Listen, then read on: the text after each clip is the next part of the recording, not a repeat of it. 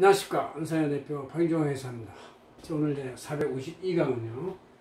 창업과 기업 경영이라는 것은 바로 모든 걸 회계하고 세금 낸 후 이익 낸다. 이거와 같은 뜻이다. 뭐 뜻이죠. 뻔한 얘기인데 그냥 한번 해보겠습니다. 이 설립돼서 운영되면서 제품을 해서 이제 가격을 거래를 하는데 이럴 때 이제 부가세, 소득세, 법인세, 각종 용익세 같은 이런 것들이 이제 간이 발생하는데 이런 걸 다 거쳐야 결국 이익이 내 거다. 뭐 이런 뜻이죠. 이건 이제 왜 제가 하게 됐냐면 우리 안세지경전에서 월간지로 나오는 세계지경전 이런 게 있어요. 요거에 생활세금과 시리즈 뭐 이런 걸 이제 특집으로 이렇게 한 100페이지 가까이 냈는데 이걸 쭉 제가 보면서 이게 이제 결국은 창업활동과 생활활동에 얼마나 우리가 세금을 많이 거치게 되는지를 그런 거를 이제 여기 써 있기 때문에 제가 그걸 요약을 했어요. 그래서 이게 이제 우리 주간 재경전환에다가도 이렇게 요약을 해가지고 잘 보도했습니다. 그걸 내가 A4로 뽑았으니까 보시면서 하겠습니다. 결국 창업과 기업경영은 세금 내는 것과 동일하다. 뭐 이런 얘기죠. 회계도 하고. 자, 그래서 우리가 먼저 처음 배우는 이제 단어는 어릴 때부터 태어나면 엄마, 이렇게 이런 말이 나오잖아요. 그죠?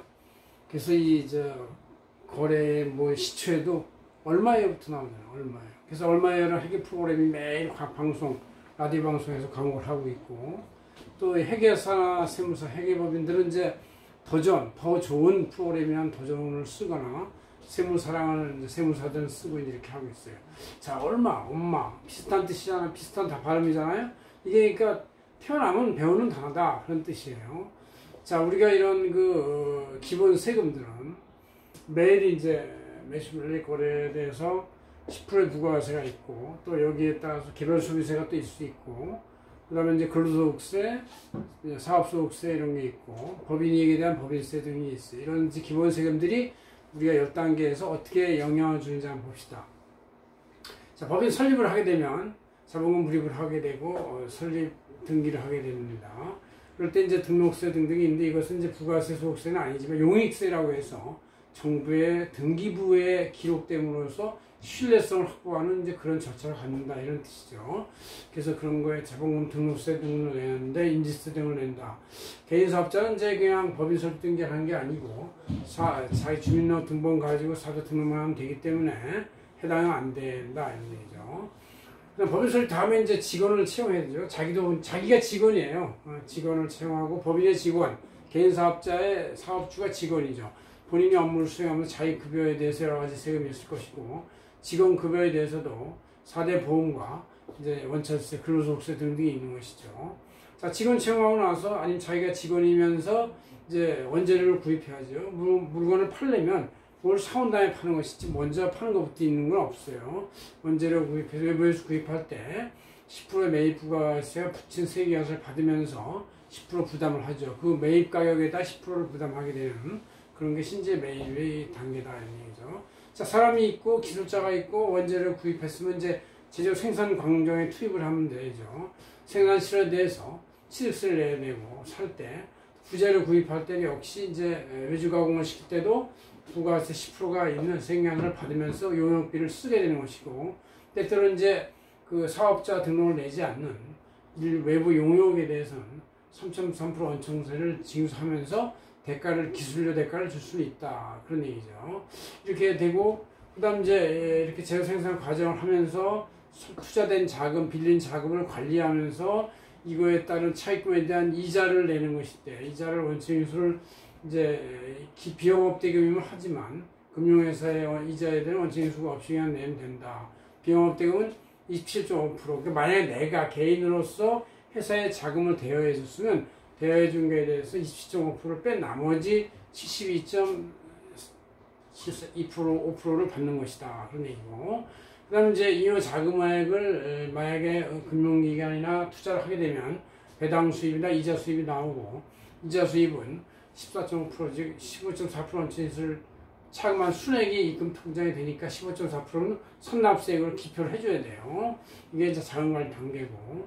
그 다음 이제 그 사업자 급여를 이제 줄 때 이제 개인 사업자는 자기 급여를 하는 것이고 그 이 자기에 대한 급여 플러스 단기 이제 총 통합 소득세 과표가 되는 것이다.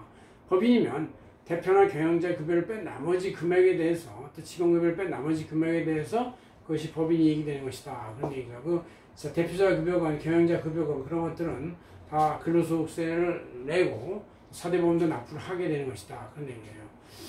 그 다음 이제 중도 퇴직자가 있으면 퇴직소득에 대한 퇴직금 계산해서 퇴직소득세를 낸다. 이런 얘기고. 이렇게 해서 이제 여러 가지 그 모든 공정에 있는 비용들을 제하고 원재료, 퇴직급여, 급여, 경영자급여, 직원급여를 뺀 나머지 금액이 법인 이익이에요. 법인 이익은 매출에서 매입을 빼고 각종 제조원가나 비용원가, 대표자 급여 등을 뺀 나머지인데 여기에 대해서 법인세율 10내지 20% 곱하고 1.1배의 이제 지방세까지 이제 이렇게 하는 것이다.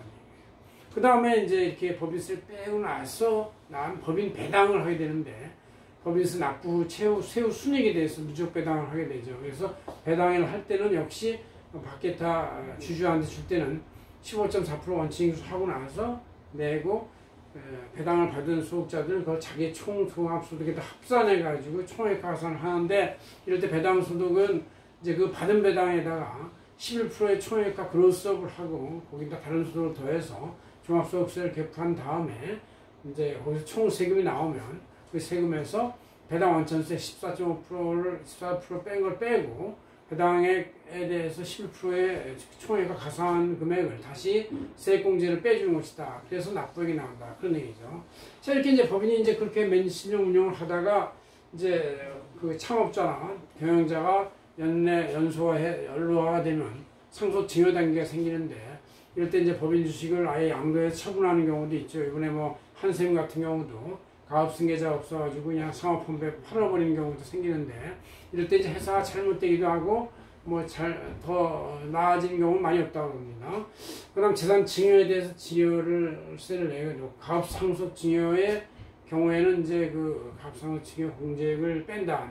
그래서 가업상속 공제는 중소기업에 해대해서 200억에서 500억까지 빼주면 거의 그 기업 가치의 전액을 빼주는 거기 때문에 중소기업을 승계할 때는 상속세가 별로 부담이 안 쓸 정도로 돼 있고 선증여할 때도 30억을 공제해 주거나 100억을 공제해 주기 때문에 또한 증여세도 10%를 막을 수가 있다. 이런 얘기죠. 그래서 우리가 이렇게 기업이 이 창업 때부터 승계 때까지 하나의 사이클을 해서 나오는 세금을 한번 훑어봤습니다. 고맙습니다. 한서희 대표 박윤종이었습니다.